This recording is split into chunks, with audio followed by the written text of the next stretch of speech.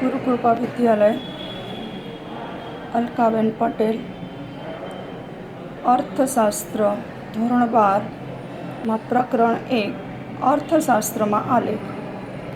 આજે આપણે અર્થશાસ્ત્રનું પ્રથમ ચેપ્ટર અર્થશાસ્ત્રમાં આલેખ વિશે સામાન્ય માહિતી મેળવીશું. તો અર્થશાસ્ત્રની પ્રસ્તાવના પહેલા ચેપ્ટરની જે છે એમાં પ્રથમ લીટીમાં લખ્યું છે કે અર્થશાસ્ત્રમાં વાસ્તવિક જીવનમાં બનતી વિવિધ આર્થિક ઘટનાઓની સમજૂતી અપાય છે. તો મિત્રો, આપણને એક ક્વેશ્ચન થાય કે આર્થિક એટલે શું? તો આપણે 11મા ધોરણમાં પ્રવૃત્તિ વિશે શીખી ગયા છીએ. એમાં 2 પ્રકારની પ્રવૃત્તિ છે, આર્થિક અને બિન આર્થિક. તો અહીંયા આપણે બીજો શબ્દ છે ઘટનાઓ. તો ઘટનાઓ એટલે શું?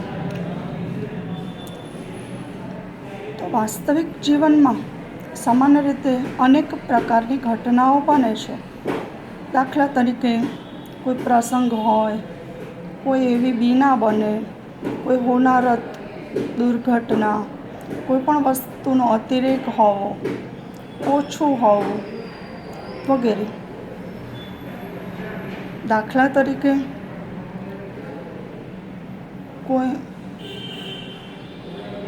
ભૂકંપ હોય અને એક આખી બિલ્ડિંગ જમીનદોસ્ત થઈ જાય, આવી જ્યારે માહિતી આવે ત્યારે આપણને બહુ ઝાઝો ફરક પડતો નથી. પરંતુ જ્યારે એવું કહેવામાં આવે કે ભૂકંપને કારણે એક આખું 11 માળનું ટાવર જમીનદોસ્ત થઈ ગયું અને એમાં 100 માણસની વસ્તીમાંથી 90 માણસો મૃત્યુ પામ્યા, તો મિત્રો આપણને તરત જ એનો અહેસાસ થશે. તો વાસ્તવિક જીવનમાં બનતી વિવિધ આર્થિક ઘટનાઓ એને કહેવામાં આવે છે. તો અર્થશાસ્ત્રમાં માત્ર ને માત્ર આર્થિક ઘટનાઓનું જ મહત્ત્વ છે. તો અર્થશાસ્ત્રની આર્થિક ઘટનાઓ કઈ? દાખલા તરીકે આપણે હમણાં વાત કરી કે અતિરેક હોવું, ઓછું હોવું. તો ભારતમાં વસ્તી 121 કરોડ છે. તો અતિરેક છે. બીજા દેશોની સરખામણીમાં ભારતની વસ્તી મોટા પ્રમાણમાં છે, તો આપણે એને આર્થિક ઘટના કહીશું. તો એવી આર્થિક ઘટનાઓ વસ્તીની સાથે બેરોજગારી, ગરીબી, કૃષિ, વિદેશ વેપાર, આયાત નિકાસ વગેરે વગેરે છે. હવે આ બધી જે માહિતી છે એને નિષ્ણાતો, શિક્ષિત વર્ગ વાંચી સમજી શકે છે, પરંતુ જે અશિક્ષિત વર્ગ છે, જેને અર્થતંત્રમાં થતા ફેરફારો સમજાવવા માટે ચિત્ર સ્વરૂપે માહિતી રજૂ કરવામાં આવે છે. તો આવી ચિત્ર સ્વરૂપે જે માહિતી રજૂ થાય એને 2 પ્રકારે રજૂ કરવામાં આવે છે, એક આકૃતિ દ્વારા અને બીજું આલેખ દ્વારા. તો મિત્રો, આવો આકૃતિ અને આલેખ એટલે શું તેના વિશે આપણે માહિતી સમજીશું. તો સૌપ્રથમ આકૃતિ એટલે શું? તો આકૃતિનો અર્થ આપેલો છે કે અવલોકિત માહિતીનું ચિત્ર દ્વારા પ્રતિનિધિત્વ એટલે આવૃત્તિ. ફરીથી, અવલોકિત માહિતીનું ચિત્ર દ્વારા પ્રતિનિધિત્વ એટલે આકૃતિ. તો અવલોકિત માહિતી એટલે શું? તો એવી માહિતી, જે માહિતી આપણે પ્રત્યક્ષ નિહાળી હોય, એનું અવલોકન કર્યું હોય, એનું તુલનાત્મક અભ્યાસ કર્યો હોય, એવી જે માહિતી છે એને આકૃતિ દ્વારા રજૂ કરવામાં આવે છે. તો એના માટે આકૃતિ ક્યારે દોરી શકાય?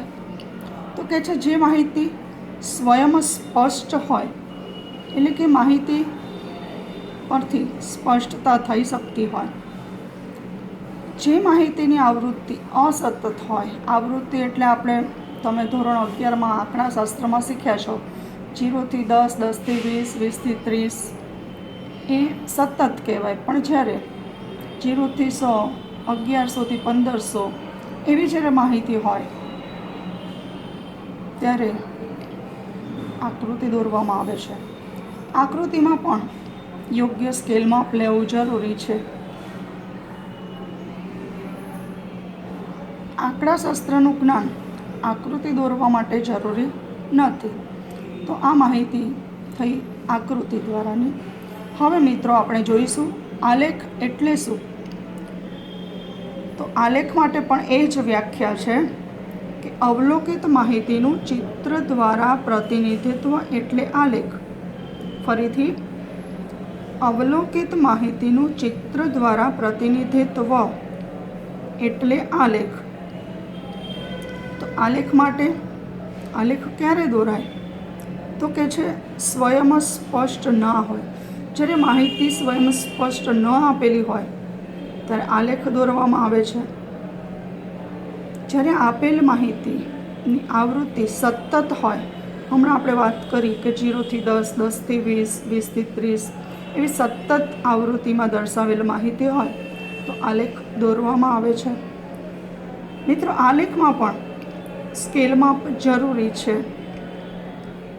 તેની સાથે આલેખ દોરવા માટે આંકડાશાસ્ત્રના સાધનોનો ઉપયોગ કરવામાં આવે છે અને આંકડાશાસ્ત્રનું જ્ઞાન જરૂરી છે. તો મિત્રો, આપણે બે બાબતો ક્લિયર થઈ કે આકૃતિ અને આલેખ એટલે શું. તો ધોરણ 12ની બોર્ડની એક્ઝામમાં 2 માર્કમાં આકૃતિ અને આલેખ વિશે માહિતી માંગે છે, અથવા 3 માર્કમાં આકૃતિ અને આલેખ વચ્ચેનો તફાવત શું, તેવું ક્વેશ્ચન પૂછાય છે.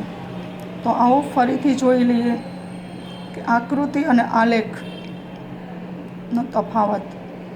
તો 4 મુદ્દા જે આપણે દર્શાવેલા છે એ 4 મુદ્દા.